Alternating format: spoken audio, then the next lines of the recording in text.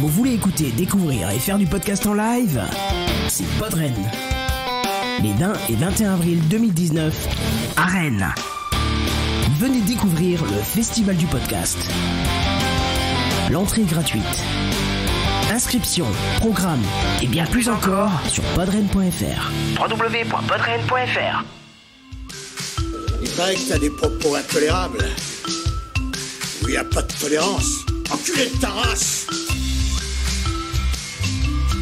I have come here to chew bubblegum and kick ass. And I'm all out of bubblegum. J'ai l'impression d'être un mini-jambiste dans un concours de coups de pied au cul. Salut à tous, c'est Luc Loïdec et bienvenue dans Retour vers le Turfu, le podcast de la pop culture passé, présent, futur. Vous connaissez le principe, chaque mois on tire un film au pif dans la liste. Et on en profite un peu plus de vous parler de la pop culture en France à la sortie du film. Et aujourd'hui pour ce 37e numéro, on a la chance d'avoir tiré The Amazing Spider-Man. Voilà, réalisé par Marc Webb. Et pour cette première partie, génial, putain, fait chier. Bon, est-ce qu'on pourrait pas aller au Retour vers le Turfu 38 direct? Parce que là j'en ai déjà plein le cul. Et on va se concentrer sur la pop culture du 4 juillet 2012 au moment de la sortie du film. Voilà, là c'est un peu plus enthousiaste, c'est un peu plus punchy. Avec moi pour m'accompagner dans ce voyage temporel, Pezzo. Salut. J'ai bien aimé ton truc un peu à la.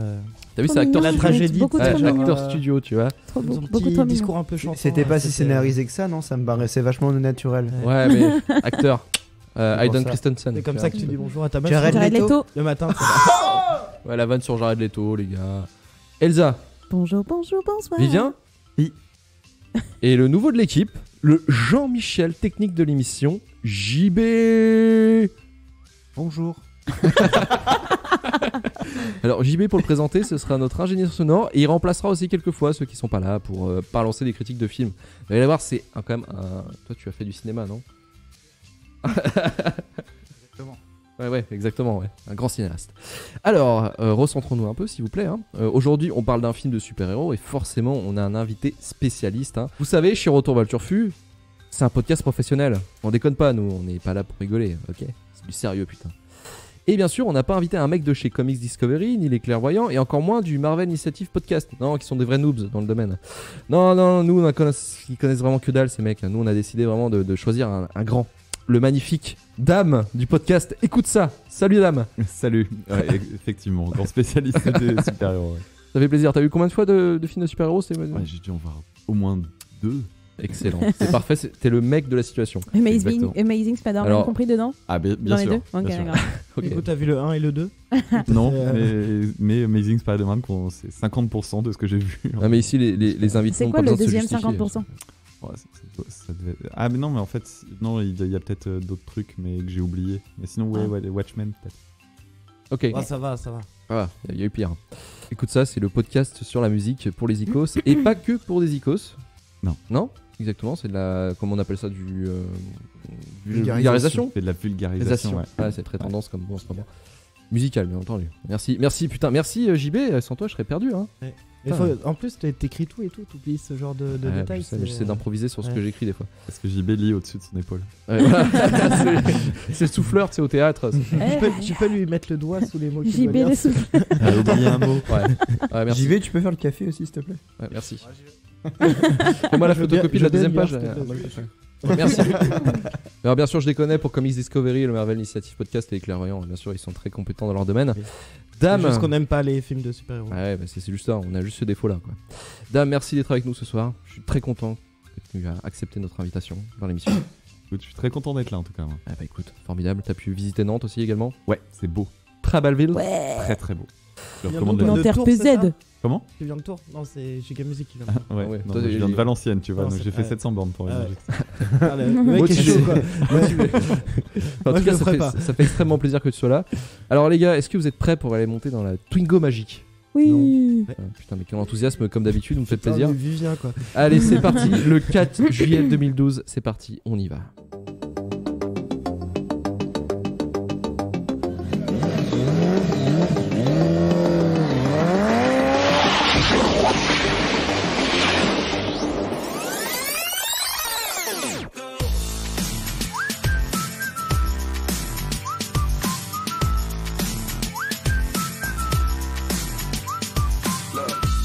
François Hollande, qui a renversé l'hyper-présidence le 6 mai dernier, cherche à lui opposer une démocratie en principe normale et il s'ingénie à mettre en scène une manière différente, sinon opposée, de gouverner. Alors la conférence sociale est à cet égard une énorme leçon de choses. La conférence se présente d'abord comme un anti-sommet social, version Nicolas Sarkozy, sous tous ses angles et toutes ses facettes.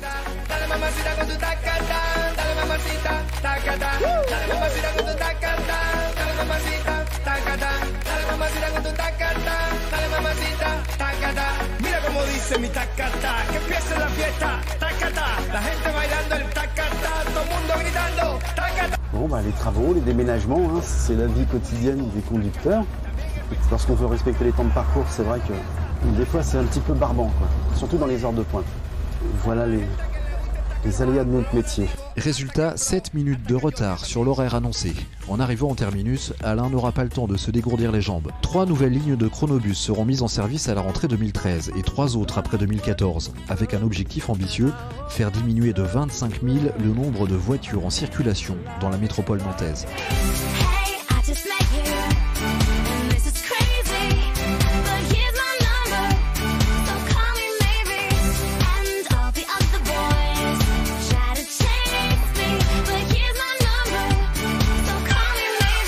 Tanguy s'élance sur le bassin d'Olivalet. Là-bas, au bout de ces 23 portes, au bout de ces 300 mètres, il y a peut-être la 3e médaille d'or olympique de Tony Estanguet. Mais attention, Michal Martigan a placé la barre super haute. Le duel là en ce moment, il est dans la porte 4, le français. Ça c'est de la glisse. Fabuleux, c'est extraordinaire. Waouh, chapeau Tony, bravo. Il a écrit la plus belle page du canoë. C'était pas quand même un grand moment de télévision, c'est JO 2012. La plus belle page du canoë. Okay. Putain, c'est vrai que Tony Estanguet était fort. Hein. Ah mais balèze. Bon, au moins on aurait. Moi tu vois, je me souviens de son nom par rapport à ce qui se passe dans le film The Amazing Spider-Man. Tu vois un peu l'idée, un petit peu l'échelle, tu vois, du truc. J'ai découvert ce mec-là en même temps que Amazing Spider-Man. Ouais, mais tu l'oublieras pas, tu vois. Par rapport à Amazing Spider-Man, tu l'oublieras pas. J'ai déjà oublié son nom, mais. Tony Estanguet. Ça fait presque Estanguet, sauf que c'est Estanguet. Okay. Perso, c'est comme ça que je retenais au collège. C'était un peu border comme lag, mais ça passe. Border comme lag. Oh. Ouais, c'est ce que je faisais au collège. Par contre, c'est bon, on a lancé le concours de blagues de merde. Les blagues de collégiens, on n'est pas obligé de les garder. Hein. Ah, mais c'est soit dans l'émission, soit dans la virgule. Non, en plus de ça, dans la dernière émission, il y avait déjà eu ça. Le mois dernier, il y avait déjà eu un truc comme ça là sur la plus mauvaise blague. Ah oui, le concours de la. Je crois que t'avais gagné en plus. Oui, j'avais fait des blagues de merde. Et ben voilà, le concours est relancé pour cette émission. La plus mauvaise blague des chroniqueurs. Merci beaucoup. Pour moi, les francs, je l'ai fait au collège, celle-là. Oui, bah ça n'empêche pas que c'est une mauvaise blague. Ouais, mais est-ce qu'on fait pas tous des mauvaises blagues au collège? La question est là. Et on n'y répondra pas. Merci les gens. Mais ouais, j'avais levé la main très fort. Donc nous sommes le 4 juillet 2012 et avant de se lancer dans le bain. Alors, je vais me retirer votre invité et la première question que je vais te poser, Dame, 2012, pour toi, ça représente quoi dans ta vie? Fin du monde. 2012, c'est la fin du mandat de Sarkozy. Voilà. Ok, d'accord. Donc toi, t'es anti-sarkozyste, tu faisais du canoë. Non, c'est pas ça. C'est juste que en 2012, c'était, tu vois.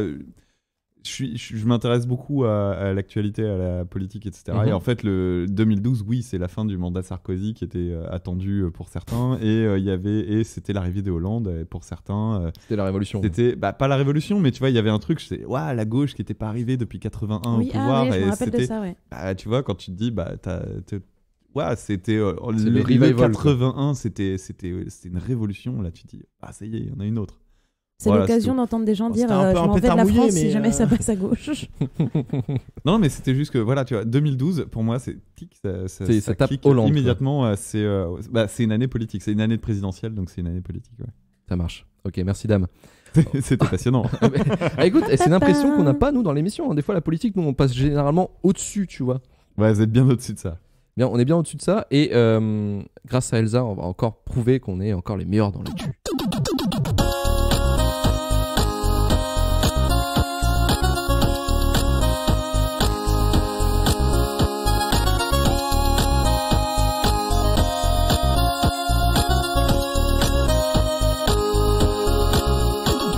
Mesdames, messieurs, bienvenue à bord du vol 8630 au départ du 12 janvier 2019 et à destination du 4 juillet 2012. Cette fois-ci, je me suis pas trompée de date. Allez, bravo. Merci. merci. Toute la compagnie RVLT Airlines vous souhaite un bon voyage. Les sorties de secours sont de ci, de là, vous connaissez la routine. Avant de décoller vers l'international, je vous propose un petit tour franco-français. Commençons par les bonnes nouvelles. Malheureusement, cette fois-ci, je ne pourrai pas valider ma grille de bingo. Pas de grève en France, juste une petite augmentation du prix du gaz, mais Jean-Marc Ayrault a tenu à rassurer la population. Il nous précise que l'augmentation serait d'ordre raisonnable. Et c'est là que personnellement je réalise l'importance du pouvoir politique, parce que si le chirurgien se pointe en me disant « certes c'est un cancer, mais il est d'ordre raisonnable », pas sûr que je me sente rassurée. Enfin bref, foultitude de faits divers pour cette journée du 4 juillet 2012, dans la catégorie « accident domestique ». Il y a cette jeune adolescente de 12 ans, hospitalisée après avoir été gravement brûlée à la gorge par un engin pyrotechnique non identifié, et la police cherche toujours à savoir comment l'engin a pu entrer par la fenêtre dans la chambre de cette jeune fille située au 5e étage d'un immeuble. Dans la même catégorie, et encore plus joyeux, une petite fille de 3 ans meurt écrasée par un billard près de Maubeuge. Oui, un billard. Ah oui, d'accord. Oui. Ça met l'ambiance, hein. Des détails sur l'affaire? C'était un déménagement et apparemment... Ça a mal tourné. Ça tourne mal. Ça tourne mal. Et si tu pensais avoir un karma de merde, voici la preuve qu'il y a pire. Un autre accident s'est produit le même jour. Et il a suscité autant, si ce n'est voire plus d'attention dans le 20 minutes. L'accident de voiture de Bernadette Chirac. Et oui, sur une autoroute de Corrèze en direction de Paris, vers 22h, la voiture de Bernadette a rencontré de façon frontale et mortelle un chevreuil qui passait par là. Mamie Chirac 1, le chevreuil 0, c'est un duel pipolistique de grande envergure, mes amis. Toujours en France, mais cette fois-ci dans le Tarn, un homme se dénonce et avoue au poste de police avoir assassiné une femme, retrouvée morte 1 an plus tôt. Imaginez combien qu'ils sont contents, les mecs, ils se disent chic, une affaire aussi simple, c'est l'occasion de finir plus tôt ce soir et d'aller boire un godet. Sauf que, sinon c'est pas drôle, lors de la déposition du bonhomme, on se rend vite compte que sa version ne concorde avec aucun autre élément de l'enquête. Et après entretien psychologique, il s'avère que ce Jean Michmuche était en fait un type totalement instable qui n'avait rien trouvé de mieux pour avoir un peu d'attention que de se dénoncer pour un meurtre qu'il n'avait pas commis, au risque de finir en prison. Merci Jean Michmuche. Une autre histoire d'arrestation, mais qui cette fois-ci est plutôt méritée. Un homme de 25 ans est arrêté près de Marseille. Il était recherché depuis 2 ans. Le Chinois, comme on aime à l'appeler, a été arrêté lors d'une action des stupes. On retrouve chez lui un petit kit quasi complet de grands délinquants. Un fusil à pompe, 2 automatiques, 2 chargeurs de Kalash, un peu de cocaïne, 3 kilos de Marie-Jeanne. Après 96 heures de garde à vue, il paraît que l'avocat commis d'office est parti en pleurant. Laissons là la France et ses délinquants et survolons l'Angleterre. Et c'est le moment de sortir vos petits shorts flashy en lycra, c'est le point sport qui s'annonce. Mehdi, Bala, Joachim Noah déclarent tous les 2 forfaits à la suite de blessures de type pas très grave mais qui te permettent pas de faire les JO quand même. Alors que les tennisman, eux, n'ont que faire de blessures. Wimbledon, c'est la teuf parce que les têtes d'affiche des demi-finales seront Roger Federer face à Novak Djokovic et Andy Murray face à Joe Wilfried Tsonga. Les gars du marketing de Bueno se frottent déjà les mains. Mais il n'y a pas que du sport au pays du porridge en folie. Il y a aussi Bob Diamond. Mais qui c'est que donc que Bob Diamond ? C'est l'ancien directeur général de la banque britannique Barclays. Et pourquoi donc on parle de lui le 4 juillet 2012 ? Eh bien parce que Bobby a été chopé la main dans le pot à bonbons.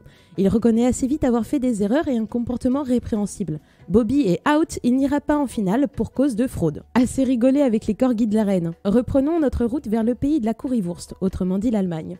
Une prise d'otage a passablement mal tourné. Un homme qui devait être expulsé a séquestré dans son appartement l'huissier et 2 autres personnes qui passaient par là, pour finalement faire un strike en mettant une balle dans la tête de tout le monde, y compris la sienne.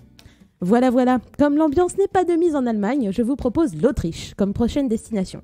C'est sympa, c'est joli, c'est des paysans, mais pas trop. Il fait bon y vivre, sauf si vous êtes un pédophile. Car l'opération Carole, lancée il y a 1 an jour pour jour, a permis de démasquer pas moins de 272 pédophiles ayant diffusé du contenu pornographique sur l'internet mondial.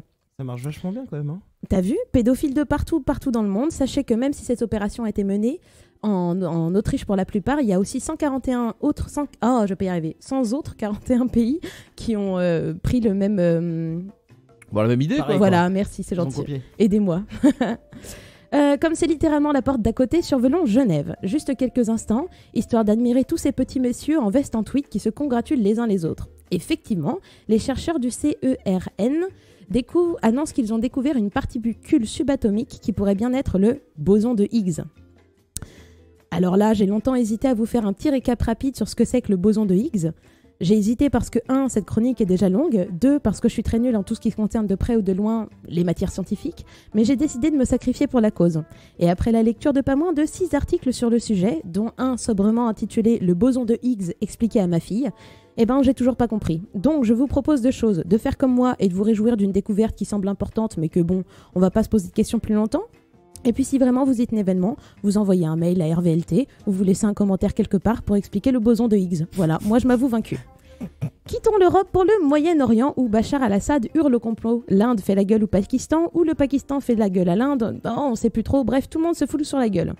Un tout petit peu plus bas, au Mali, on n'est pas très loin de la guerre civile.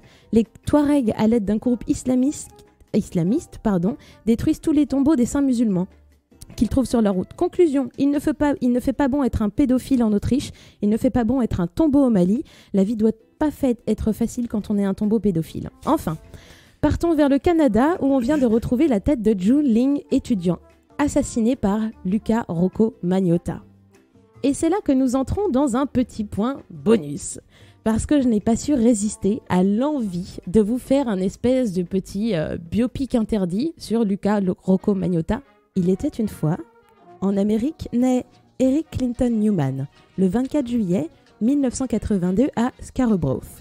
Eric avait, comme à peu près tout le monde, 2 parents, un père absent et une mère schizophrène. La bonne fée de l'assistante sociale a décidé de confier le bébé Eric à sa méchante grand-mère, c'est toujours mieux qu'une mère horrible et schizophrène. Alors que les bonnes fées ont offert à la Belle au bois dormant des dons hors du commun plutôt chouettes, Eric est passé en dernier à la cantine des dons magiques et récolte donc juste une famille de merde et une schizophrénie héritée de maman. Notre protagoniste décide vite de s'émanciper de cette famille en changeant de patronyme. Il devient Luca Rocco Magnotta. Et parce qu'il n'a pas non plus le don de la beauté, il subit une dizaine d'opérations chirurgicales. À la fin de cette adolescence plutôt merdique, Luca n'était pas très sûr de sa voie professionnelle. Il écumera donc toutes les professions de l'industrie du sexe. Après les photos de charme, le striptease, il devient escort boy. Un rapport au fait que ça paye mieux. Pour faire partager au monde sa beauté plastique et son amour du sexe maltain, il tente une carrière dans le porno gay. Malheureusement, son art n'est pas reconnu, mais c'est pas grave, il ne faut pas s'arrêter au premier obstacle. Il ne se laisse donc pas abattre et se fait remarquer autrement.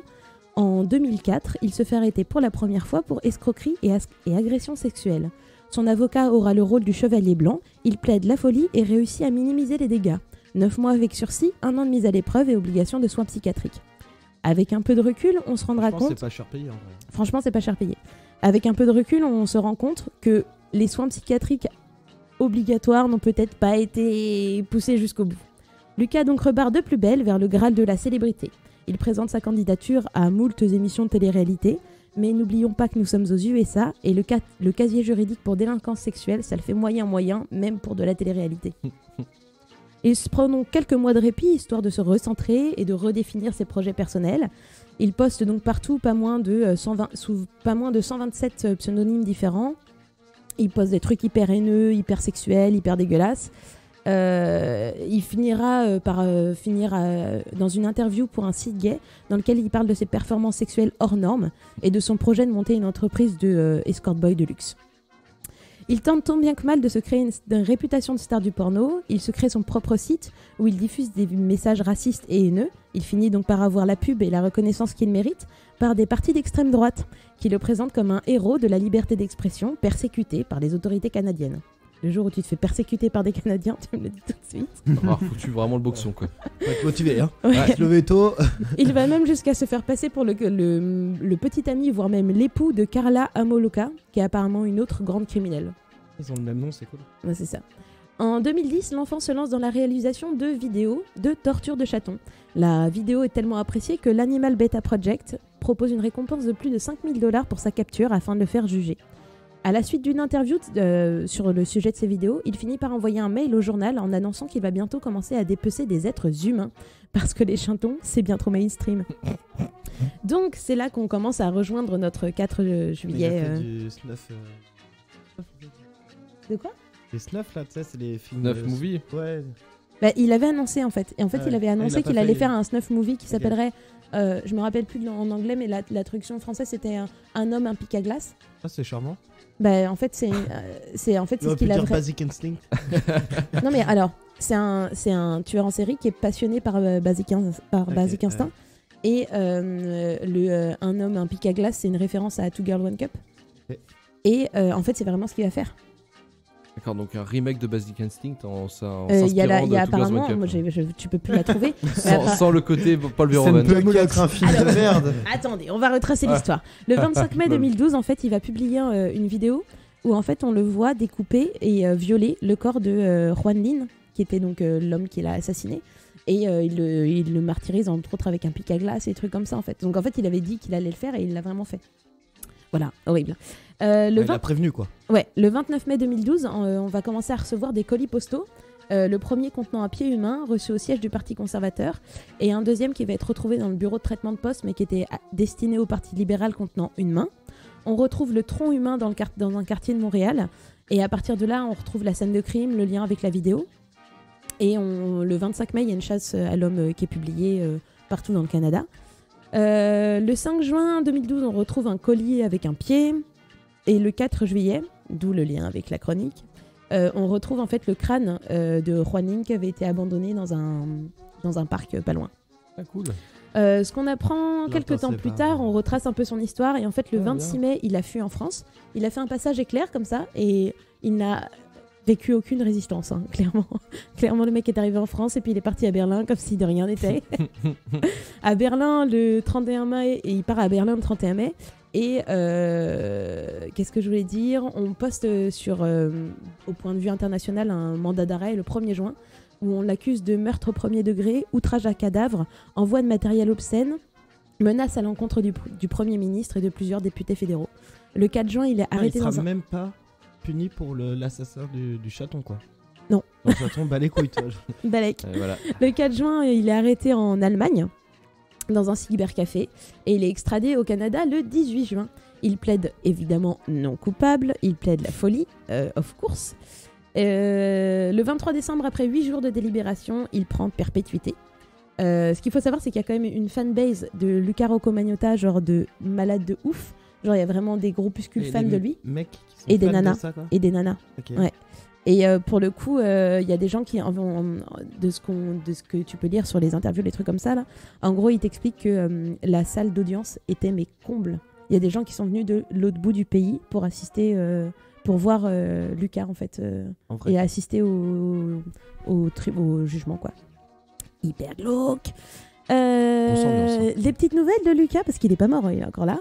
En 2015, il s'est inscrit sur un site de rencontre spécial détenus. Donc c'est des détenus un peu, enfin tu vois, c'est des détenus de type grosse criminalité, donc des gens qui ont au moins tué quelqu'un ou violé quelqu'un, voilà. Et le 26 juin 2017, il s'est marié avec un autre détenu, Anthony Jolin, qu'il a rencontré donc sur ce magnifique site de rencontre. Voilà, c'était tout pour Luca Rocco Magnotta. Finalement, les choses finissent plutôt bien. Finalement, les choses finissent plutôt bien. En prison, oui, mais bon. Il est à côté de logé blanchi, quoi. Il est à côté de son bien-aimé. Tu sais, sur le côté glauque là, des tueurs en série, de ça, la fascination qu'ils peuvent exercer. Ça me rappelle un truc, je sais pas si vous connaissez cette histoire. Dans les années 80 en France, il y avait un gars qui s'appelait Issei Sagawa, un japonais. Oui. Tu connais ? Ouais. Non, je connais pas. Okay. En fait, l'idée, c'est ce mec-là, c'était un étudiant qui a étudié en France et un jour, il a fait venir une étudiante allemande, berlinoise, si je dis pas de bêtises, et il l'a tuée et il l'a bouffée. Et donc, il a été arrêté, extradé. Et en fait, le truc, c'est que ce gars-là, au Japon, c'était en fait un fils de diplomate. Donc, il a été condamné, mais en fait, il a pas fait la peine. Il est ressorti. Il a fait et maintenant aujourd'hui c'est devenu un artiste reconnu, ouais. Il est à la télé, etc. régulièrement et il vend des tableaux qui signent d'un couteau et d'une fourchette. Ouais. Tu vois, et le truc c'est que ça se vend des milliers d'euros quoi. C'est malsain, c'est immoral, c'est incroyable. Moi ça me dégoûte perso, mais les mecs qui achètent, tu vois. Ouais, des gros cons, je pense qu'on peut dire. Mais c'est un nom, je sais plus comment ça s'appelle, mais c'est un nom en fait quand tu te passionnes pour les gens qui tuent. Ah, ça m'a fait plaisir de me pourrir ma nuit de sommeil à chercher les trucs sur Luca Rocco Magnotta pour vous. Ouais, ça a l'air d'être un brave type. Franchement, ouais. Mais en vrai, quand tu penches un peu plus, vraiment le mec, vraiment, ça n'allait pas du tout, quoi. Et en plus, apparemment, il t'en parle un petit peu plus, tu vois, quand tu commences à lire quand tu regardes des émissions, quand tu lis des articles et tout. Mais le mec était complètement jeté et en fait, il avait besoin de. En gros, tu comprends très vite qu'il a fait tout ça pour avoir la l'attention. reconnaissance, ouais. Que vraiment, au début, il s'est mis dans tout ce qui est pornographie et escorte, justement pour attirer l'attention de ouf. Il voulait vraiment être reconnu. Ouais. Le nom pour les mecs et pour les gens qui qui deviennent fous ou très passionnés d'une personne d'un tueur, c'est libristophilie. Merci. Merci Jamie. Et en gros, c'est que le mec, il avait vraiment besoin d'attention de ouf. Il voulait vraiment devenir une star d'une porno, à tel point que vraiment, il a fait des sites où en fait, il faisait plein de pseudonymes pour s'auto-créer de la pub et faire comme si des gens parlaient de lui, alors que pas du tout. Et en fait, ça a fini par marcher un petit peu. Il y a vraiment des moments où on a cru que c'était une star un peu du porno, alors que pas du tout.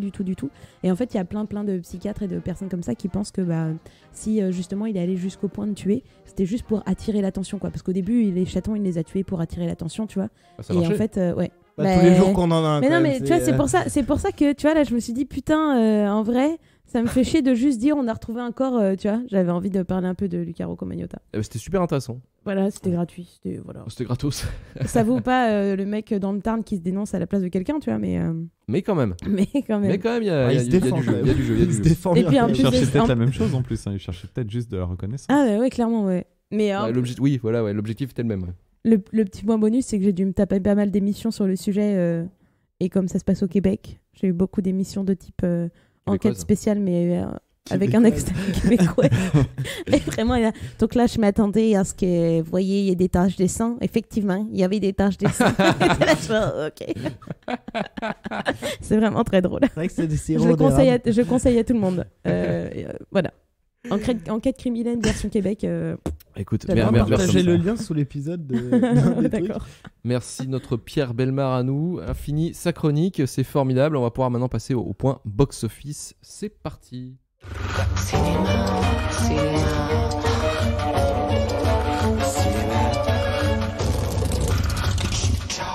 Alors, mon petit Vivien. Ouais, alors au programme de cette petite rubrique fantastique, Holy Motors de Léos Carax. Je crois qu'il est primé à Cannes, ce con en plus. Ça ne m'étonnerait pas. Ouais, je crois que c'était le Palme d'Or de 2012. Je crois bien, ouais. Ah, mais on les oublie tous. Mais je l'ai pas oublié non plus. Alors, déjà, je pourrais pas le résumer. D'accord. Parce que j'ai pas compris. Fais un dessin. Non, je vais faire mieux que ça. Je vais spoiler la fin. À la fin, il y a des voitures, elles parlent. Et elles se disputent pour pouvoir dormir. Allez, salut. Hein. C'est un film d'animation? Non. Ah, ok. Oui, c'est Cars. Oui. Merci JB. Non, donc ouais, Holy Motors, un drame fantastique. Je vais pas vous résumer le film parce que c'est compliqué. C'est en fait, en gros, c'est un mec qui prend il a des contrats pour devenir d'autres personnes, en gros. Donc il se déguise, il met des masques, et du maquillage, change de costume, etc., des perruques, vraiment des trucs très recherchés. Il fait ça dans sa voiture, en fait. À chaque fois, il y a une grande limousine et il change de personnalité carrément. Et putain, c'est Split Hitman. C'est particulier parce qu'en gros, il est qui il est, tu vois, mais à côté de ça, il doit devenir des gens. Donc, parfois, il est père d'une famille, parfois, il est une vieille mendiante. C'est son métier? Eh bien, je ne sais pas. Je n'ai pas compris. Probablement le réalisateur non plus. J'ai pas compris. J'ai pas compris. Expliquez-moi cette merde. Non, sans déconner, j'ai vraiment pas compris. Genre, attendez, je vais vous résumer une des personnalités et vous allez me dire si vous comprenez le sens derrière. Alors, donc il s'habille dans sa voiture, il met un costume vert, genre un costume costume cravate quoi en gros. Bon là il y a pas de cravate, il y a juste le costume et il a poil dessous. Ok. Il ferme son costume avec un seul bouton et genre du coup il y a son torse velu qui dépasse, etc. Il se met des ongles ultra longs, dégueulasses, genre en mode vieux mec qui prend pas soin de lui. Il met une perruque avec des cheveux crépus roux, une moustache et une barbe qu'il arrête pas de frotter là, vous savez les vieilles barbes de maître japonais. C'est l'accessoiriste de High School Musical. Ah bah là il s'est non mais incroyable, il a un œil de verre. Et donc, il boite, il marche très bizarrement. C'est vraiment, le mec, tu le croises dans la rue, tu changes de trottoir immédiatement. Immédiatement. Je pense même que tu changes de ville, tu vois. Tellement il est ultra gênant, rien qu'à le voir. Et donc, ce mec-là, il va dans un cimetière. Il va sur les tombes des gens, il prend les fleurs sur les tombes, il les mange. Ensuite, il court dans le cimetière. On a faim, j'aurais te dire, putain. Mais ça me fait penser à un. David Lynch. Non. Non, ça me fait penser à un le troll court-métrage dans un film qui s'appelle Tokyo. C'est 3 courts-métrages de 3 réalisateurs autour de la ville de Tokyo. Et il y en a un. Il y a Gondry, il y a Bong Joon-ho, je crois, ou Park Chan-wook, je sais plus. Ouais. Et un autre. Et en fait, du coup, il y a un mec. Je crois que c'est le truc de Gondry, justement. Ça dure 20 minutes et c'est un mec, du coup, roux, avec un costume vert, trop chelou, qui fait peur à tout le monde dans les rues de Tokyo et qui bouffe plein de trucs. Je sais pas si tu l'as vu, ce film. Ouais, j'ai vu ce truc. Ouais. Ça me fait penser à ça, en fait, un peu. C'est peut-être un clin d'œil, tu vois. C'est possible, ouais, parce que. Du coup, c'est ultra bizarre. Parce qu'en plus, oui, le film se déroule en France. Et du coup, il y a les gens qui parlent français, mais les gens qui parlent une autre langue vont parler une autre langue. Il y a des Anglais, il y a des Allemands, il y a. Je crois des Hongrois à un moment donné, je sais pas trop. Bref. Et donc, je finis juste cette histoire-là. Il bouffe des fleurs dans le cimetière, ensuite il court sur le chemin, il pousse les gens. À un moment donné, il y a un aveugle, il le voit pas, donc il peut pas s'écarter du chemin. Alors il pousse l'aveugle, il lui prend sa canne, il le tape avec, il balance la canne, il lui met une patate, il le pousse par terre, il saute par-dessus, il continue. Et là, on arrive donc toujours dans le même cimetière, il y a un shooting photo avec une meuf très très jolie. Qu'elle est très très jolie. Et d'ailleurs, le photographe, il a pas de faire beauty en la prenant en photo, tu vois. Oh putain. Et le mec, il arrive là, il pousse tout le monde et il vient se mettre comme ça, puis il regarde la fille jolie. Et le photographe, en gros, il dit à son assistante, ouais, bah va chercher le mec là-bas, le mec moche là. Ça ferait trop bien, genre en mode La Belle et la Bête et tout. On va faire des super photos pour les magazines et tout. Donc la meuf commence à lui parler et en fait, lui, il prend les doigts de la meuf, il les bouffe. Il lui arrache 3 doigts comme ça. Et il kidnappe la meuf. La meuf jolie. Il lui lèche d'abord les selles en lui mettant du sang partout sur les selles, du coup. Et après, il la kidnappe. Il l'emmène dans une grotte. Dans la grotte, il lui bouffe ses cheveux. Ensuite, il prend sa robe. Il en fait une burqa. Il lui met donc une burqa. Il la fait défiler. Ensuite, il se met tout nu. Il bande. Et il dit à sa bite, arrête de bander. Et elle arrête pas de bander. Du coup, il s'allonge sur la meuf. Voilà. Et voilà. C'est quoi cette merde, putain? J'ai pas compris. Il y a des trucs vachement plus soft. Quelqu'un a un sens sur je suis en train de chercher. Non, mais il y a un moment donné. T'as marqué quoi? Manger des cheveux et dormir à poil? Non, je suis en train de regarder Parler avec sa bite pour qu'elle arrête de demander. Les explications qu'Internet nous donne sur le film Holy Motors. Et du coup, si t'as bien aimé, regarde Tokyo. Ah, j'ai pas aimé. Mais ne regarde pas Tokyo. Ça me fait vraiment penser à ça. Mais c'est marrant parce que justement cette scène-là j'avais l'impression d'avoir déjà vu ça. Il est filmé tout en plan séquence et tout. D'ailleurs, pour le coup, ça c'est bien fait, tu vois, genre dans le film Tokyo, c'est vraiment bien fait. Et pareil, c'est un rouquin avec un œil, tu sais. Un œil de verre, ouais. Ouais, voilà, une jambe folle et tout, qui bouscule tout le monde dans la rue. C'est sorti quand Tokyo? Qui menace des gens et tout. Je crois que c'est le même, hein. Vraiment. Et ça me fait penser à ça aussi, hein. C'est pour ça. Parce que là, ça se passe à Paris. Non, là, ça se passe à Tokyo. Ouais, mais nous, le film, il se passe à Paris. Mais le film qui intrigue tout le plateau. C'est noté là dans ce que je suis en train de lire. Il y en a un premier qui dit que une des explications, c'est qu'en fait, c'est une réflexion sur le métier d'acteur et la modification du métier d'acteur. Ouais, je veux bien, ouais. Ouais, parce qu'il y a aussi un truc avec le fait qu'il fait ça pour la beauté du geste, le fait d'être filmé, etc. Mais maintenant, les caméras sont de plus en plus petites, on les voit pas. Cette forme de mégalomanie se traduit surtout par divers clins d'œil à sa propre filmographie. La présence de Monsieur Merde, un personnage déjà vu dans le moyen métrage Tokyo. Et en fait, ouais, on a les rêves, on les a pas. T'es beau, mec. Bravo. Apparemment, il se fait des propres clins d'œil auto-clins d'œillés. Du coup, c'est le 3e réal que je connaissais pas, du coup, qui fait ça. Ok. Et le personnage vert s'appelle Monsieur Merde. Ouais, c'est Monsieur Merde. C'est subtil, j'aime beaucoup. Gondry, Bong Joon-ho et. Ouais, c'est ça. Ah, c'est pour ça, il y a les Oscar X dedans. Ok, c'est pour ça, putain, mais le 3e, c'est qui? Oh bah voilà. Tout s'éclaire. Ce que Carax met en avant dans ce film, c'est la fin d'un cinéma dit à l'ancienne. Tourné pourtant en numérique, qu'il déteste par-dessus tout. Holy Motors est une déclaration d'amour au cinéma, à la pellicule. Monsieur Oscar, donc apparemment le personnage principal, soufflait d'ailleurs dans le film. Avant, les caméras étaient plus lourdes que les hommes, maintenant elles sont plus petites que leur tête. Blablabla. Et les limousines, les fameuses Holy Motors qui donnent leur nom au film, ne sont qu'une allégorie du 7e art. Elles sont désuètes, un peu comme des vieux jouets futuristes du passé. Elles marquent, je crois, la fin d'une époque, celle des grandes machines visibles. Très vite, ces voitures sont devenues le cœur du film, son moteur, si je peux dire. Si je les ai imaginées comme de longs vaisseaux qui transbuait les hommes et leurs derniers voyages vers leurs derniers travaux, déclare le réalisateur à Slate. Faut-il y voir un dernier hommage au 7e art ? Peut-être. C'est en tout cas ce que laisse entendre ce plan du garage où les lettres en néon Holy Motors brillent. Enfin presque, puisque le deuxième O est grillé. Bla bla bla bla bla. Qui s'en fout ? En fait, c'est la masturbation intellectuelle, quoi, encore une fois. Ça. Ouais, bah c'est du Lynch, quoi. C'est pas pour être méchant, mais franchement, honnêtement, c'est bien de vouloir faire des hommages. Mais comme ce tacle ça, mais... gratos à Lynch 2 fois de suite, quoi. Sans deck. Alors qu'elle a même pas tout vu. Mais apparemment, c'est un des plus grands hommages. Franchement, apparemment, ce film est un des plus grands hommages au cinéma jamais écrit, quoi. Donc, effectivement, ça se voyait qu'il y avait un truc par rapport au personnage, etc. au cinéma, mais waouh. Est-ce que dans 10 ans, ce film tellement aura quelque chose chez Père, en fait, que... Peut-être, on ne sait pas. Mais en tout cas, là, quand tombera tu nous as peut-être expliqué, dessus. putain, c'était éprouvant. Bah, Après, j'ai pris propos du forcément réel, le truc le donc plus what the forcément, fuck, c'est genre des fois à un moment donné, il est un père qui ramène une fille d'une soirée, genre de truc, tu vois. Et des trucs plus soft. Mais j'avoue que perso, quand j'ai vu ça, j'ai vu les deux premiers, parce que le premier était... Enfin, les deux premiers. Le personnage qu'il fait juste avant, et pareil, un truc complètement what the fuck, à base de combinaison de... Tu sais, quand t'as dans les films d'animation, là, quand tu fais de l'acting pour les films d'animation, t'as le costume avec les boules là, sur les articulations. Oui, un mocap, ouais. Ouais. Et bah, à base de 69, avec une femme, et lui qui porte cette combinaison-là. Ce film m'a violé le cerveau, c'est assez... Voilà.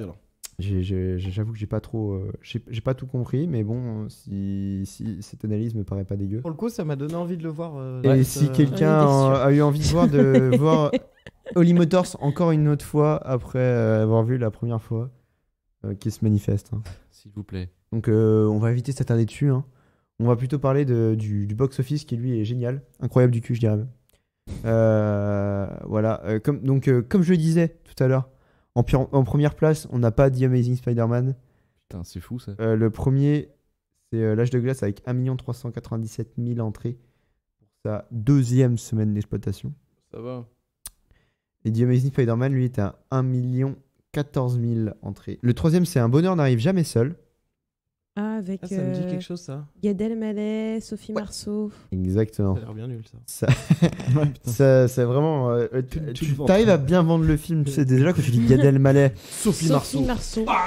Ouh, là, vraiment, on sent qu'on est dans du grand film français. Dans ta gueule. Voilà, non, oui. En soi, voilà, il est 3ème. Hein. Mais il y a déjà 3 fois moins d'entrées que le 2ème, avec seulement 370 000 entrées. Beaucoup moins. Suit ensuite Madagascar 3, Bon baiser d'Europe. Oh putain. Serait-ce encore une fois un opus de trop pour des films d'animation. Mais il y a vraiment que de la merde en vrai. Mais parce qu'on est le 4 juillet. Et alors le mais juillet, il y a les gamins qui sont en vacances. Donc t'as du film d'animation, de la comédie. Le cinéma en vacances d'été, c'est l'enfer. Et le 5ème, c'est To Rome with Love. Il y a quand même quelques petites mentions assez honorables, on va dire. Honorables. Surtout quand on voit le 6ème qui est Blanche-Neige et le chasseur. Voilà, vraiment très honorable comme mention. 7ème, The Dictator. Décidément des bons films. Hein. La qualité est au rendez-vous. Il y a Holy Motors en 12ème. Ah ouais, merde. Ensuite, en 13ème, il y a Men in Black 2. Hein 2013, c'est le 3, non qui est sorti. C'est le 2.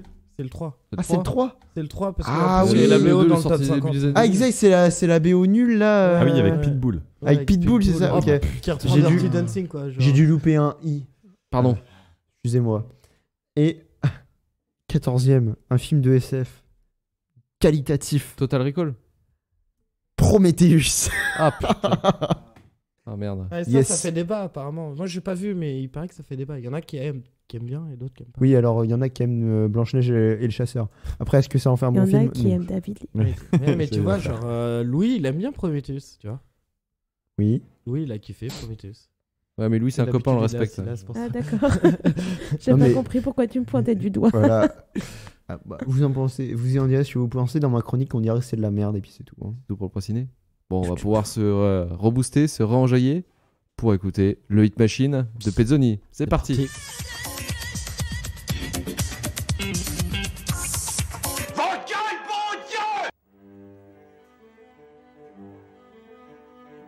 Alors, ce qui me plaît dans ces concertos de Mozart, 5e et 6e concerto, donc ce sont des concertos vraiment de jeunesse, c'est surtout le fait déjà qu'ils soient beaucoup moins joués que les autres, pour une raison qui m'échappe vraiment complètement.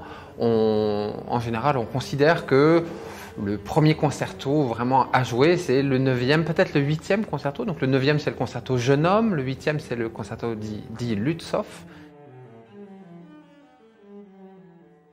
La musique arabe andalouse, c'est un grand répertoire d'œuvres, tantôt qui comportent des poèmes qu'on appelle Mouachar Zajal, tantôt des œuvres purement instrumentales, qu'on a hérité de l'époque à l'Andalouse et du Maghreb, de la grande civilisation arabo-musulmane. Je vais et je viens depuis une vingtaine d'années, mais certains racontent que j'étais déjà là au Moyen-Âge, voire même bien avant. C'est possible, il me semble en avoir quelques souvenances quand même quand je cherche bien. Eh bien, depuis tout ce temps, je pérégrine avec mes flûtes. J'ai étudié la flûte. En fait, j'ai un peu bac plus 20 finalement, quoi. Je vais et je viens depuis une vingtaine d'années. Mais certains racontent que j'étais déjà là au Moyen-Âge, voire même bien avant. C'est possible, il me semble en avoir quelques souvenances quand même quand je cherche bien. Eh bien, depuis tout ce temps, je pérégrine avec mes flûtes. J'ai étudié la flûte. En fait, j'ai un peu bac plus 20 finalement, quoi. Parce que finalement, ça fait 20 ans que j'ai commencé à étudier la flûte sur les bancs de l'école buissonnière. Certains articles ont pourtant été adoptés cet après-midi, comme les articles 9, 10 et 11, qui donnent un statut juridique aux beaux-parents. L'article 10 reconnaît l'autorité du beau-parent sur l'enfant. Oh putain, vos gueules, sérieux!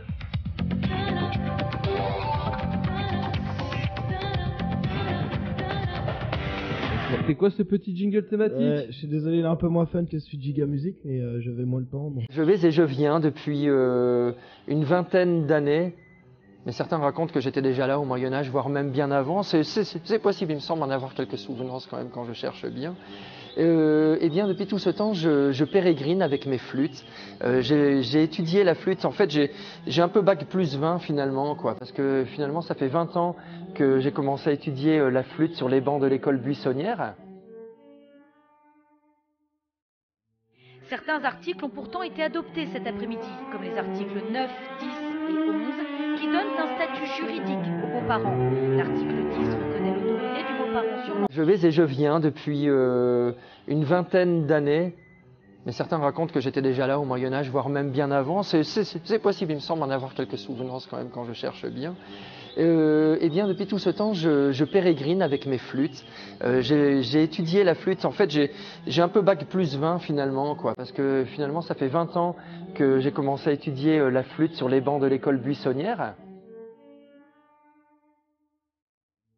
Certains articles ont pourtant été adoptés cet après-midi, comme les articles 9, 10 et 11, qui donnent un statut juridique aux beaux-parents.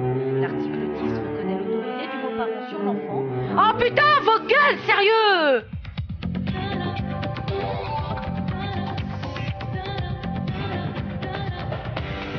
C'est quoi ce petit jingle thématique? Je suis désolé, il est un peu moins fun que celui de Giga Music, mais j'avais moins le temps, donc... Bah ouais, on avait un invité d'honneur, donc j'ai fait le petit jingle. Je me suis pas fait chier, hein, j'ai juste j'ai tapé musicologie sur YouTube et j'ai pris un peu les cas bizarres que j'ai trouvés. Alors, on va se faire le écoute ce Hit Machine aujourd'hui, donc avec Dame. Du coup, on s'est un peu partagé le boulot. Donc la semaine de sortie, c'est la semaine du 29 juin 2012. Donc on avait un podium vraiment pas top qui commençait par Carly Rae Jepsen avec Call Me Maybe en 1. En 2, on avait Takabro de Takata en deuxième place. T'as pas la peine de mettre la musique, t'as tout Takata. C'était le bon goût. Et en 3, on avait Florida avec Whistle. Oui, pardon? Ça veut dire siffler en anglais.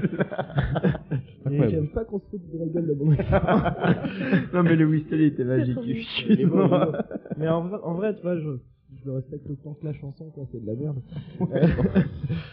Donc au départ, il y a 5 des membres, je crois, qui viennent d'un groupe qui s'appelle Carving. Okay. Carving, le seul truc que je savais sur eux, puisqu'ils tournaient beaucoup dans le Nord, c'est que j'avais quelques potes qui les avaient croisés en fait dans des petits concerts à droite à gauche.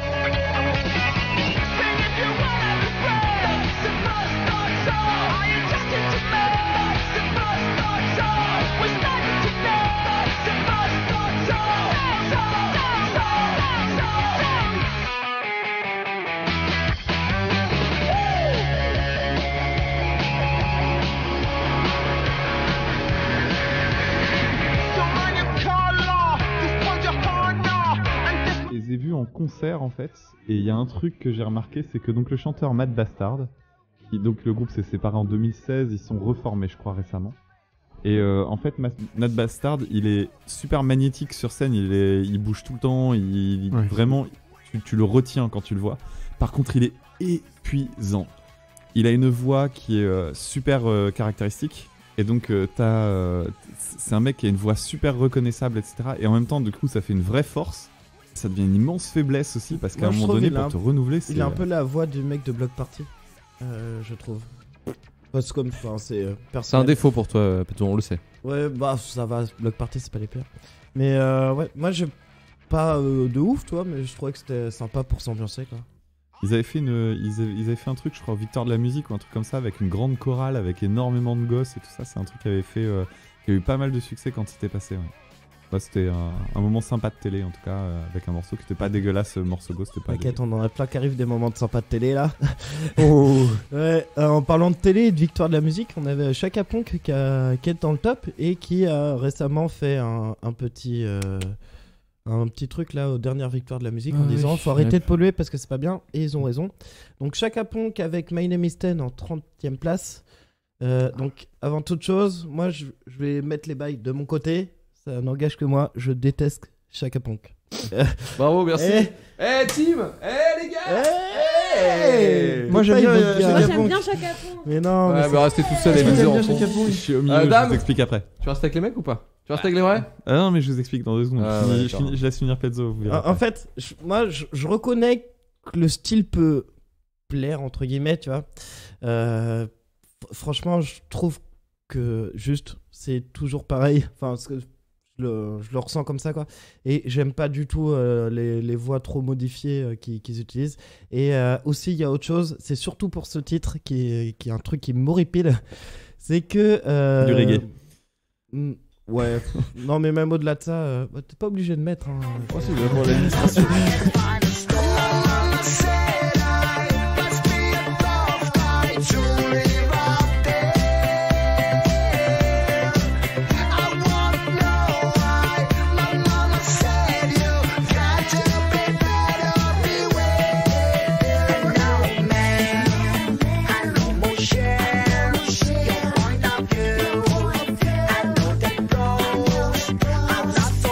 Qui m'énerve, c'est un manque cruel d'originalité qui reprend quasiment plan par plan, mais de manière plus moche, le clip de Seven Nation Army de White Stripe. Et franchement, je préfère dire manque d'originalité que hommage, parce que si c'est un hommage, c'est raté, c'est un peu pissé sur l'œuvre originale. Et voilà quoi. Donc, si vous voulez voir un beau clip en travelling avant, regardez Seven Nation Army et pas My Name is Tale. En plus, il y a de la meilleure musique. Pour ce morceau-là, c'est fou quand même. C'est un morceau qui marche quand t'écoutes. Il est ultra linéaire en fait. Il se passe rien dans ce morceau. C'est hallucinant. C'est du début à la fin. C'est 4 minutes qui sont absolument identiques. J'ai jamais compris pourquoi ce morceau avait marché. En fait, pour en revenir sur Chaka Ponk, le truc c'est qu'ils avaient sorti d'autres albums avant celui-là. Donc celui-là c'est The Geeks and the Jersey Socks. Et en fait, cet album-là, quand il est sorti, c'était en 2011 du coup. Je vais raconter ma vie 2 secondes.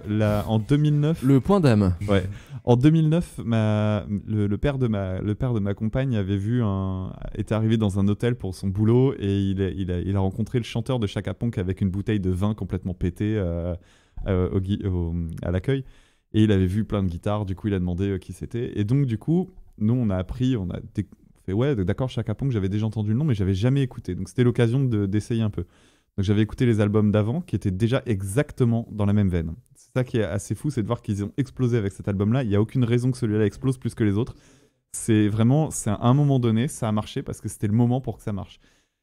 En 2011, donc en avril, je vois qu'il passe un concert à Lille avec un autre groupe français que j'aime beaucoup qui s'appelle Nasser, un groupe de musique électro-rock. C'est cool, on les a vus au Record du Cœur. Génial en live.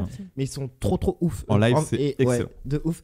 Ils sont 2-3, je crois, ouais, non 3. C'est ça. Habillés en costard à moitié. Ouais, un batteur, le batteur qui chante. On avait fait les Records du Cœur cette année. Toute la pora était un peu nulle. Genre il y avait Pony Pony Run Run et tout ça, et puis ça c'était le dernier. C'était encore en vie. Et franchement on était vraiment en train de décéder quoi. Il y avait des bons trucs mais c'était pas ouf tu vois. Et du coup on y a été, ça nous branchait pas trop et franchement c'était, mais sont mais géniaux, quoi. Ouais, Nasser, c'est super bien. Et en fait, du coup, t'avais Nasser, il y avait un troisième groupe dont j'ai oublié le nom, il y avait donc ce premier groupe, Nasser, et après Chaka Ponk. Et donc, on avait invité le père de ma nana à aller voir ça. Et c'était un des meilleurs concerts que j'ai fait. C'était une grosse ambiance boîte de nuit rock. C'était la première fois que je voyais ça. C'était super bien. C'était Relux, t'avais des jeux de lumière de ouf et tout. C'était joué en live, tu vois. Ouais, pas... c'est ça. T'as les Moog et tout, mais t'avais quand même t'as les gros tom bass et tout pour faire le rythmique, batteur. tout ça. Ouais, c'était violent. Ouais. Et en fait, donc, on était en avril 2011 et donc l'album The Geeks, machin, là, il est sorti en juin. Donc c'était leur tournée de rodage en fait. Donc c'était après ça, l'album est sorti, il a explosé et c'était impensable de les voir après dans des salles aussi petites que celle-là. C'est une salle de 7 ou 800 places maxi à Lille et qui est une super salle. Donc c'était un excellent concert. Alors après, pour Chaka Ponk, donc là il y a un autre morceau qui est cool qui s'appelle Sex Ball là qu'on entend et qui est cool. Et en fait, le truc, c'est que on se demandait là, est-ce que t'aimes bien, t'aimes pas. En fait, cet album-là, je l'ai usé, je l'ai écouté mais des dizaines de fois. Parce qu'à ce moment-là, c'était un truc qui était vraiment bien, quoi. C'était super bien produit et tout. Dans l'époque, c'était parfait. Et en fait, le truc qui s'est passé, c'est qu'en 2012, ils ont fait donc je suis allé les voir à Lille en 2011. En 2012, ils ont fait un concert au Zénith. Un pote m'a proposé d'aller les voir à Paris. On y est allé, c'était un 25 novembre. Alors le 25 novembre, c'est la journée internationale contre les violences faites aux femmes. Et ils ont eu l'intelligence et le bon goût d'inviter sur scène Bertrand Cantat. Ce 25 novembre 2012. C'est pas très pertinent, quoi. Ouais, et ben c'est un point de non-retour pour moi. C'est-à-dire que Chaka Ponk, ils peuvent faire ce qu'ils veulent. Ils ont invité Bertrand Cantat sur leur album. Alors on fait ce qu'on veut de l'art, etc. Moi, j'ai mon point de vue là-dessus. Je peux vous le dire, je le fais pas dans mon émission parce que je refuse de faire de la publicité pour ce gars. Mais l'idée, c'est que je trouve ça fou de se dire que ce mec puisse continuer à être applaudi, en fait. Qu'il continue la musique dans son coin, c'est pas un problème. Qu'il se fasse devant un public aussi immense qu'il n'a pas demandé et qu'il ne l'a pas payé, qui n'a pas voulu qu'il soit là. Je trouve ça sidérant. Ouais, et attends, je finis. Ouais. Et en fait, le truc, c'est que donc il s'est pointé donc le 25 novembre. Et donc, moi, j'ai vraiment un blocage maintenant avec Chaka Ponk à cause de ça. Parce que je me dis, tu vois, quand je les vois faire un discours éthique sur la question de l'écologie, je me dis, à certains endroits, ils n'ont pas questionné ne serait-ce que la morale, en fait. Donc j'ai vraiment un gros blocage avec ça.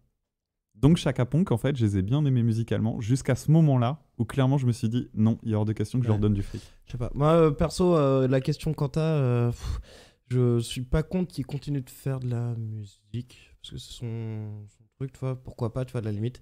Après, je suis pas contre pour qu'il continue, je suis pas pour spécialement. Par contre, je suis plus contre ceux qui veulent l'interdire, tu vois, genre ça, je trouve pas ça spécialement. Parce qu'à la finale, si quelqu'un a envie d'aller voir son artiste vraiment pour les chansons, parce qu'il fait, pas pour la personne, bah du coup il peut pas parce que. Bah moi je les comprends. D'autres personnes, voilà quoi.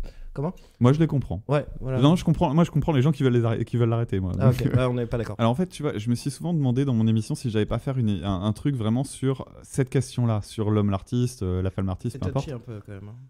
Ouais, mais en fait, c'est pas grave parce qu'à partir du moment où moi je fais mon émission, je choisis aussi sa ligne éditoriale et je choisis de quoi je veux parler. Le problème qu'il y a, c'est que moi, ça me pose le vrai souci que ça me pose, c'est est-ce que je souhaite faire de la publicité ? C'est-à-dire, en fait, l'idée, c'est. Alors, je vais te donner mon point de vue, après, tu comprendras pourquoi je le fais pas. Mon point de vue, c'est à partir du moment où je peux enrichir une personne qui, pour moi, ne devrait pas s'enrichir, j'ai un problème moral. Par exemple, quand on pose la question de l'homme ou l'artiste, c'est un truc qui arrive tous les ans avec les programmes du bac sur est-ce qu'on doit lire Céline, etc. Céline, il est mort. Les gens qui sont morts, moi, je m'en fous à la limite. Les gens qui sont encore vivants, moi, ce qui m'ennuie, c'est de me dire si je fais de la publicité pour Bertrand Cantat dans mon émission, ne serait-ce qu'en parlant de lui, je vais donner envie à des gens de réécouter peut-être la discographie de Noir Désir. Le problème qui se passe pour moi à ce moment-là, c'est donc ce sont des gens qui vont aller sur Deezer, qui vont aller sur Spotify, qui vont peut-être même retourner acheter un album. Et ce qui m'ennuie, c'est que mon acte fait que je continue d'enrichir la personne qui est en face. J'ai vraiment un truc là-dessus. Je me dis, mon acte à moi, c'est de dire je cautionne pas moralement telle ou telle personne. Tu vois, ça va être le cas par exemple avec des artistes qui vont d'un seul coup, dont on va apprendre qu'ils ont un passé homophobe, sexiste, tout le reste. Moi, je suis pas contre. Moi, je suis vraiment dans la logique du boycott. Il y a une immensité d'artistes. Il y a des milliards de groupes qui ont du talent. Il y a des tas de gens qui méritent d'être peut-être plus mis en avant et qui le sont pas parce qu'il y a des très gros trucs qui sont devant. Et je me dis, si à un moment donné, on peut boycotter parce qu'à un moment donné, on ne se retrouve pas sur la question de la morale, eh bien, faisons-le. Mais donc, du coup, dans l'émission que je fais, moi, je me refuse de donner même, ne serait-ce que l'envie aux gens, de retourner fouiller ces trucs-là, parce que par mon acte, par le fait de moi en parler, je risque de créer de l'enrichissement pour des personnes que je méprise. Mais je vais être très casse-couille sur ce genre de trucs. Alors, on va passer au second titre et on va encore faire une demi-heure. Moi, je propose de passer sur un sujet un peu plus léger. L'homophobie chez Section d'Assaut. J'ai un peu plus léger avant, si vous voulez bien. Donc, c'est M83 avec Midnight City qui est en 24e place, des Français également. On va s'écouter et après, je vais raconter, j'ai une petite anecdote qui est assez légère aussi.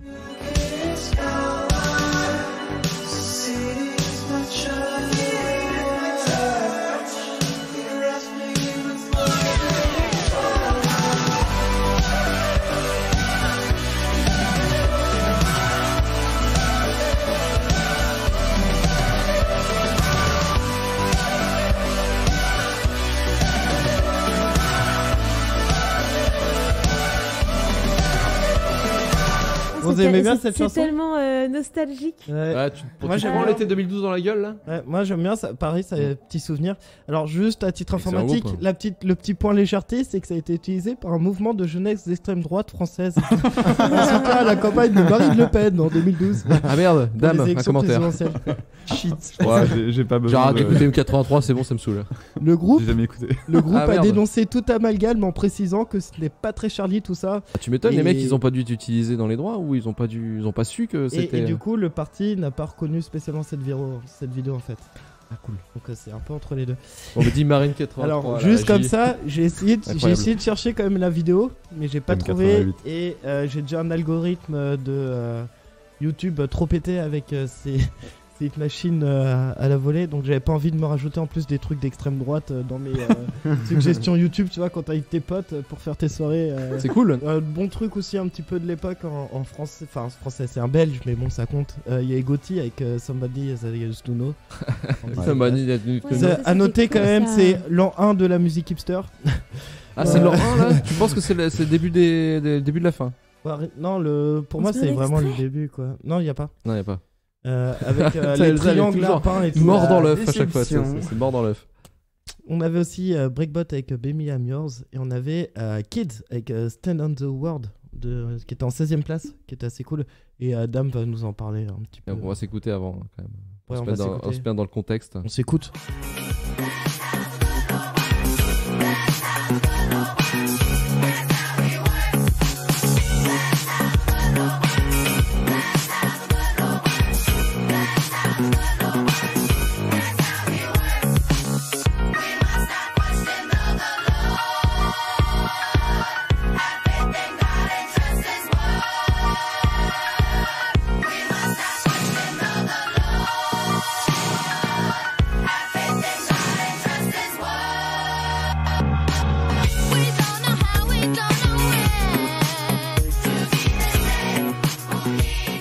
Cette ligne de basse Alors donc ce morceau-là, Kids, donc je suis pas très fan des musiques qui sont au top 50 habituellement, mais celle-là elle est vraiment cool. Alors elle date en fait, c'est une reprise d'un titre de 1982 par un groupe qui s'appelait les Joubert Singers. Alors ce morceau-là, cette version-là, Kids, elle a en fait été connue, elle date de 2009 en fait, mais elle est devenue célèbre en 2011 grâce au film Police de Mai Wen. Bon film. Voilà, et elle a fait presque un an au hit parade en fait. Le film est sorti en octobre 2011 et là on est en fin juin 2012 et c'est resté au box-office, au top 50 vraiment pendant tout ce temps-là. Alors en fait, les Joubert Singers qui ont écrit la chanson au départ, c'est une chorale qui était dans une église new-yorkaise. Et donc c'est des paroles super religieuses. Si vous écoutez en fait, c'est That's How the Good Love Works, etc. C'est vraiment que du religieux, c'est un gospel. Et ce qu'il y a de sympa, c'est que la version d'origine, c'est une version qui a déjà un arrangement super cool. C'est un arrangement soul. Alors on va mettre un extrait de la version de 92.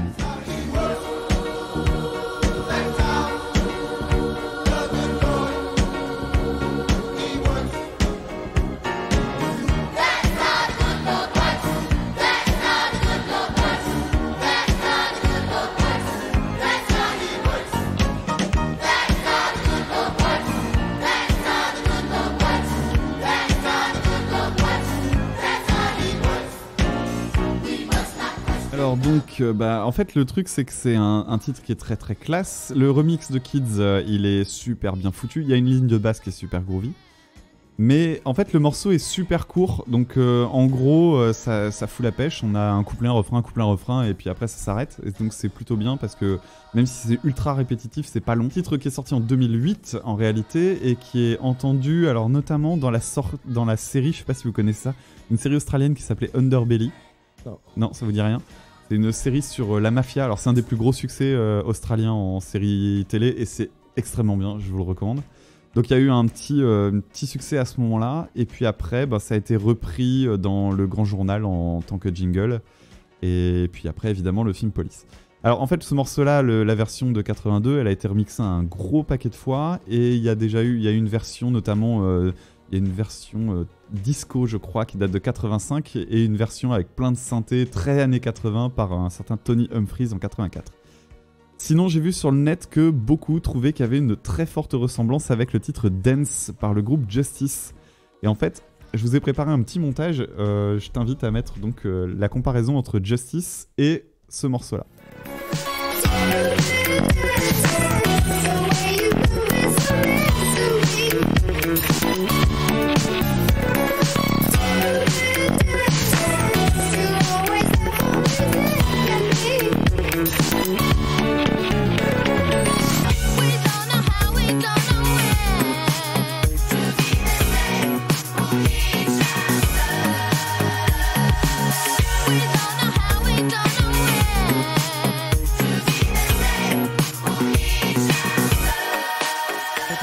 Il y a une similarité, c'est pas un plagiat du tout, mais il y a une similarité.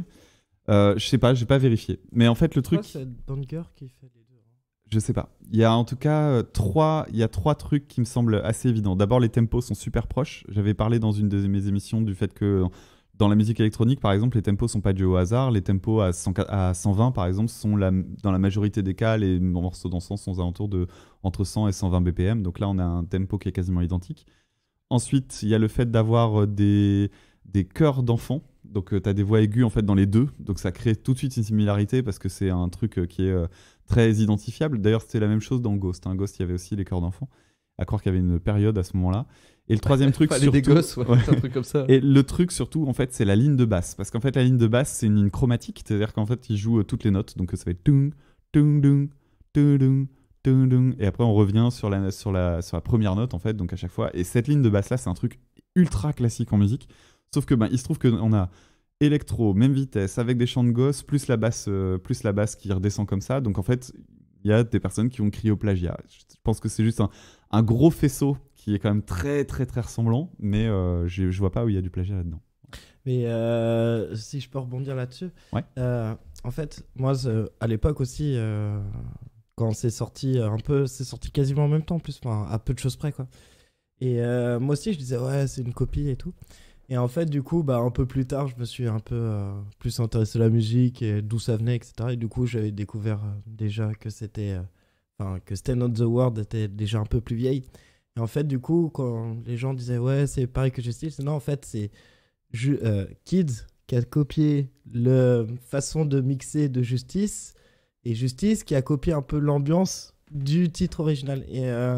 Et du coup, c'est un peu ça. C'est une copie d'une copie d'une copie. Et c'est aussi... Il y a pas mal sur le clip aussi que souvent les gens ils font le lien entre les deux chansons. Parce que c'est vrai que c'est des clips avec des couleurs. Ouais, mais après, je crois que Stand on the World, il joue avec un ballon. Et quand le ballon il rebondit, ça fait des trucs en pastel, etc. Genre un peu dans le même style que Justice avec les t-shirts. Ouais, mais voilà. Justement, c'est pareil. Je veux dire, c'est une époque et une époque, c'est un style, une esthétique. Mais du coup, juste ceux qui disent ouais, c'est comme Justice, faites-les fermer leur gueule, disant non, Justice déjà, il avait déjà pris quelque part quoi. Mais en tout cas, c'est marrant parce que tu peux les coller, ça marche bien. Ouais. Sinon, je voulais revenir. J'avais du coup, j'ai cherché un petit peu du côté des Joubert Singers. En fait, ils ont sorti que ça en 82. Et en fait, je crois que c'est une femme qui est à la tête de tout ça, qui s'appelle Phyllis McCoy Joubert, qui était donc au départ dans cette formation en 82. Elle a ressorti un album en 2016 qui s'appelle Joubert Singers et qui est super cool. En fait, c'est bourré de reprises de morceaux connus, notamment le morceau Crazy de Gnarls Barkley, qui est sorti en 2006.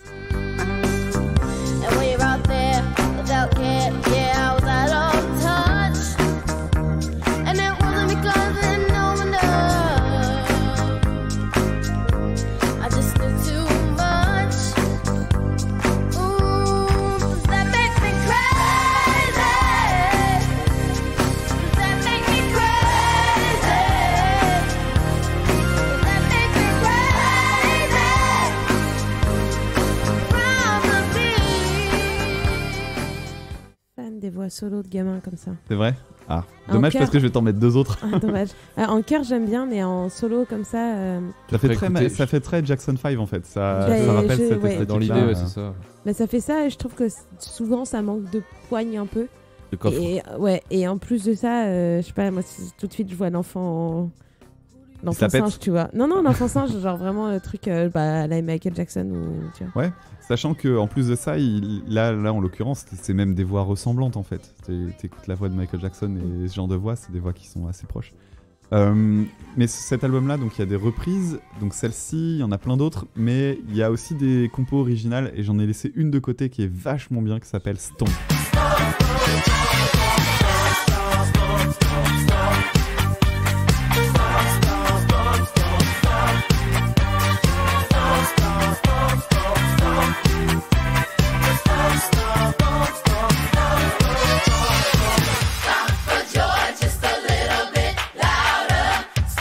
Et puis il y a une dernière reprise qui est super cool sur l'album. Alors c'est un morceau, en fait c'est un standard de gospel, donc ça date du tout début du XXe siècle.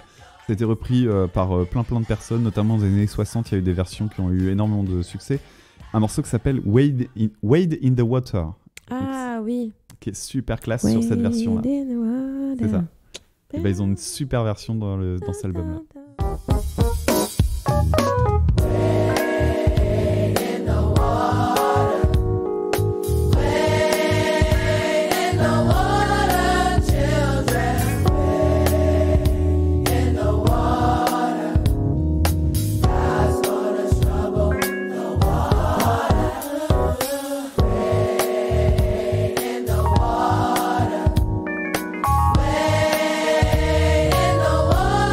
Voilà donc pour tout ce que j'avais trouvé sur le morceau Kids, et donc ça m'a permis de trouver un album un peu paumé là, des Joubert Singers, qui est super bien. Donc si t'as l'occasion, si vous avez l'occasion de l'écouter, il mérite à être reconnu quoi. Ouais, carrément. Je vais en profiter pour placer mes recos vu que je suis pas là à la deuxième partie et que c'est en lien avec.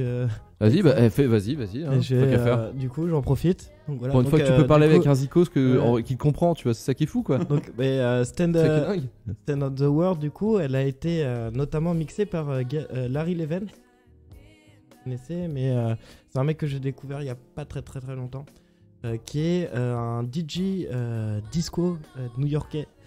Et du coup, voilà, je vous recommande d'écouter Larry Levan. C'est ma reco de RVLT de ce mois-ci. Alors, il a joué dans un club qui s'appelait le Paradise Garage. Et il y a notamment un live qui est dispo sur YouTube qui est assez cool.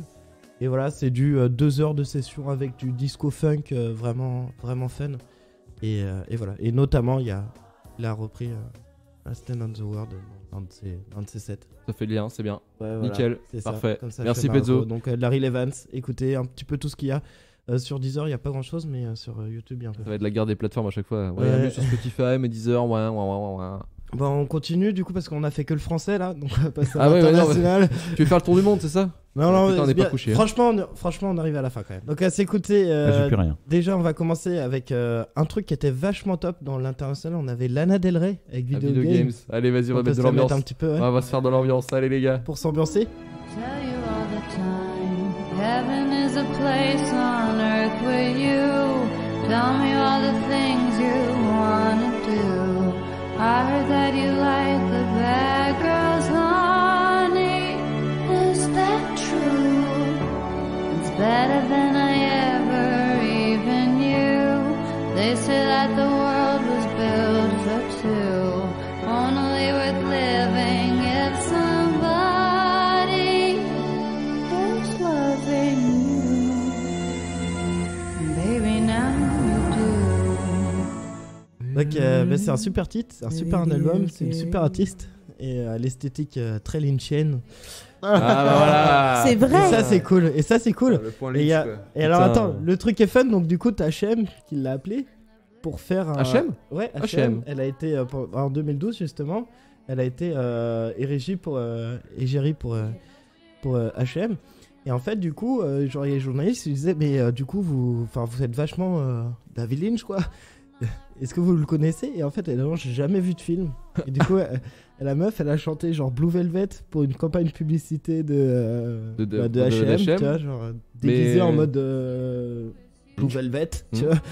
Et elle savait pas c'était quoi, donc bon. Après, elle a regardé les films, elle a bien kiffé, donc elle est pardonnée. C'est dans son univers quasiment, dans le bordel, quoi. Un peu le néo, enfin les Los Angeles un peu fantasmé. Ouais, mais en vrai, c'est vraiment cool ce qu'elle fait. Enfin, c'est de la pop intelligente. Tu vois, c'est pas juste de la pop intelligente. Ouais, c'est pas juste de la pop pour vendre, c'est de la pop faite par des personnes qui aiment bien faire, tu vois.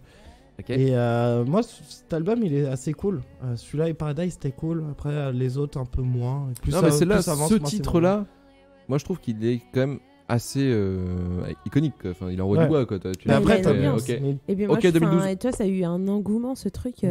Mais l'album, en plus, c'est vraiment ouf. Il y a quasiment que des bons titres, tu vois. Genre, après, dans le style, tu vois. Mais t'avais Blue Jeans, $1 Million, Man, Radio, tu vois. Ouais, Blue Jeans, c'était cool. Blue Jeans, elle défonce, ouais. Donc voilà, il y avait aussi Lucky Lee avec A Follow the River en 15e place. Gros souvenir, je fais dédicace à un poteau que j'ai pas vu depuis très longtemps. C'est qui Julien Le Boursicot, mon gars. On était à Cannes. Putain. On était à Cannes, on sortait en boîte sur cette chanson, mon gars. T'étais en stage avec lui? Ouais. D'accord. Ouais, on se prenait du Perrier de Jet. Et là, j'ai honte. Ouais, non, mais voilà quoi. Donc, wesh, Boursicot, Cannes, Martinez, Arles. Gilles Perrier. Donc voilà, et on avait un truc un peu moins bien, c'était Birdie avec Skinny Love. Franchement, c'est un peu chiant as fuck. Ouais, on va faire un petit détour côté rap. Donc on avait du très très très lourd avec Jay-Z, feat. Kanye West, Niggas in Paris.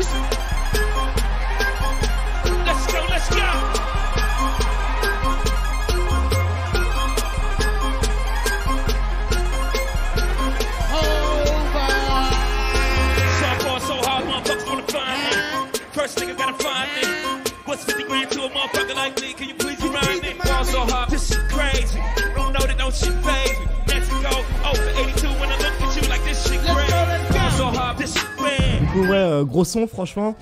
Plutôt bon album de gros rap. C'est pas trop style que j'aime, mais ça va, c'est quand même pas mal. Mesdames, le rap.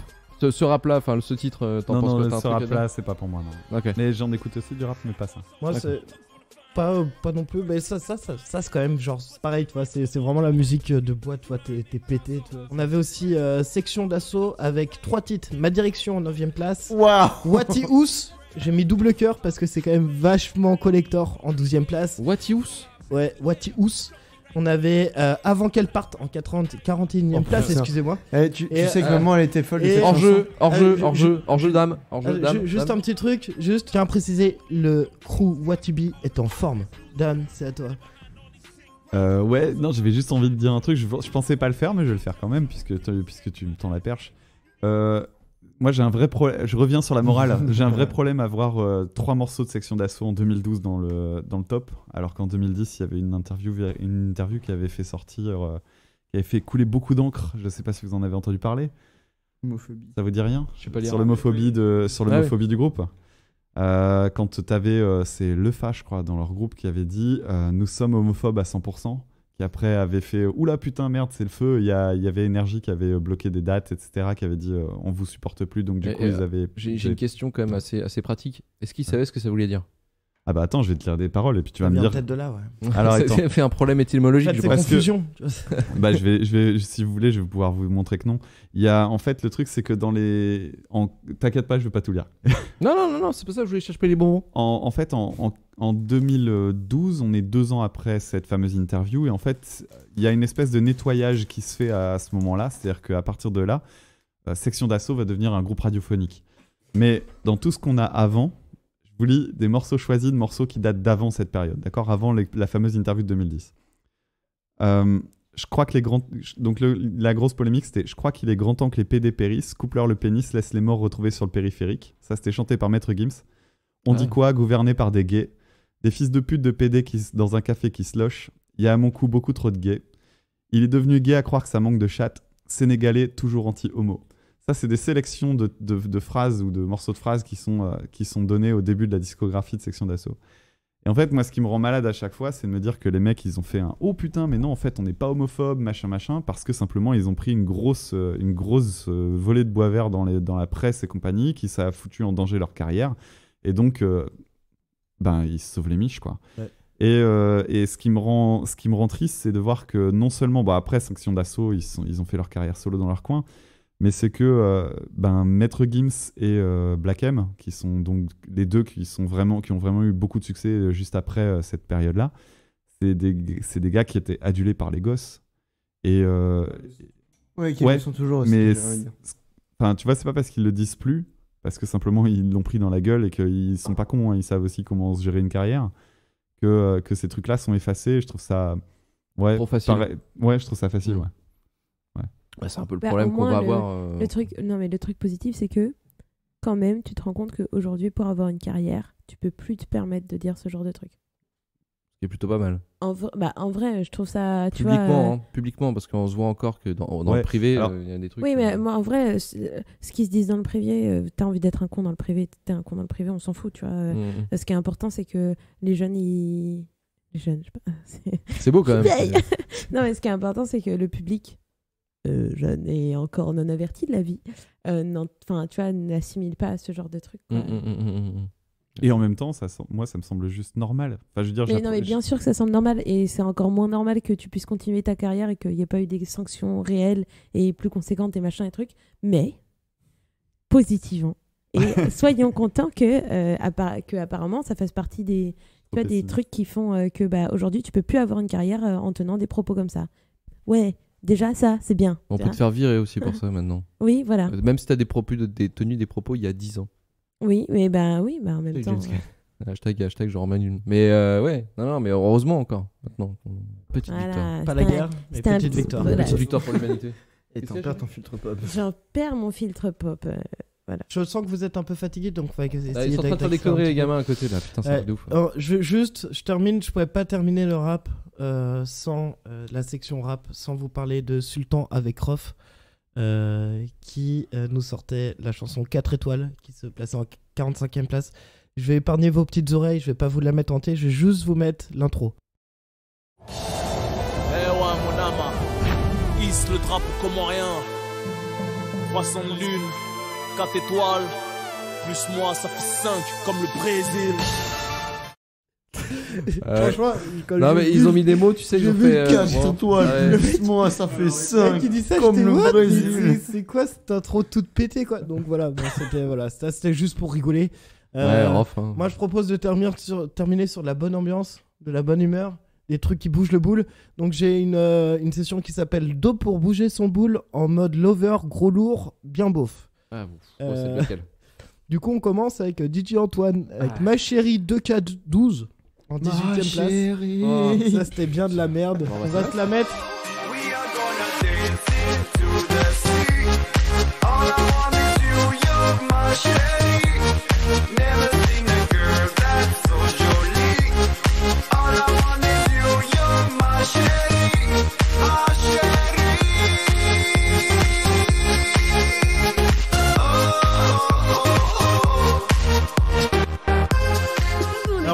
J'apprécie. Laisse en fond, c'est cool. Juste, on en a beaucoup des titres comme ça. Donc on avait DJ Antoine avec Ma Chérie, voilà, en 18ème place. On avait Rio Fit Nico avec Party Shaker en 34ème place. On avait Gustavo avec Limba Balada en 7ème place. C'est tous ceux qui essaient de se placer pour faire le tube de l'été. On avait le contender. On avait José de Rico It Henry Mendes avec Rayos del Sol en 8ème place. Ça, c'était bien de la gerbe quand même. Et Matt Hudson avec Positif. Matt Hudson. P-Square en 13ème place. Ah putain, mais oui, ok, je sais que pour les copains de Giga c'est le moins pire de tous ceux que j'ai fait quand même. Et on avait quand même la super machine. Le mec qui nickel game dans cette catégorie, tu vois, c'est-à-dire tous les autres et lui au-dessus, quoi. C'était Michel Tello avec I See Tu to Prego en 19ème place. Excusez mon espagnol ou mon portugais, je sais pas. Et on va se l'écouter pour finir ce top 50. Cette machine va écouter, c'est avec grand plaisir que je la mets voilà. En entière. En entière. Ah non. Allez. Nossa, assim você me mata. Ai, se eu te pego, ai, se eu te pego, vai. Delícia, delícia, assim você me mata. Ai, se eu te pego, ai, se eu te pego, hein?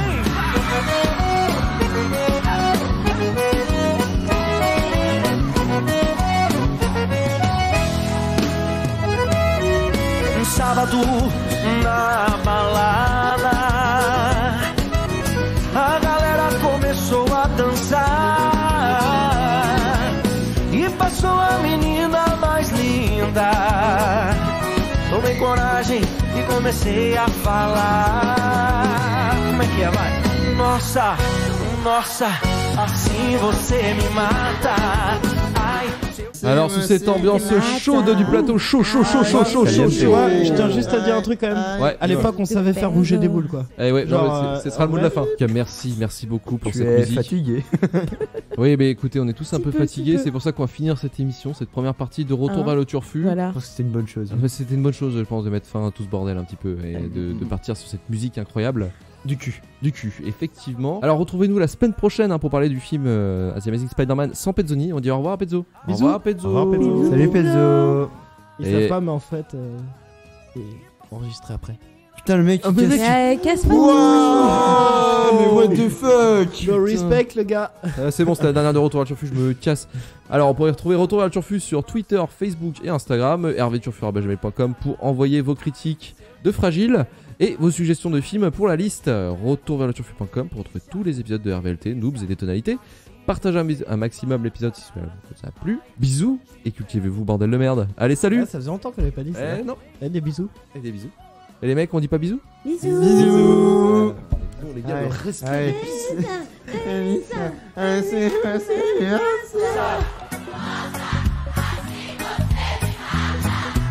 Ai, se eu te pego.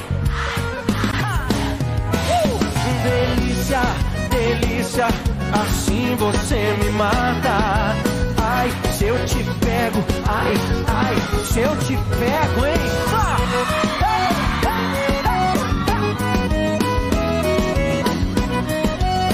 Que delícia, hein? Ai, se eu te pego.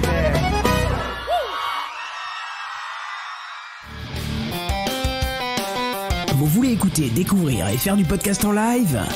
C'est Podren. Les 20 et 21 avril 2019 à Rennes. Venez découvrir Canapé Game, Le Duel, Seasons, Frita Station, Geeks et qui va trouver. Tu aimes les films d'horreur? Cinexpandables, Passion médiéviste, Retour vers le Turfu et ça va trancher. L'entrée est gratuite. Inscription, programme et bien plus encore sur podren.fr. www.podren.fr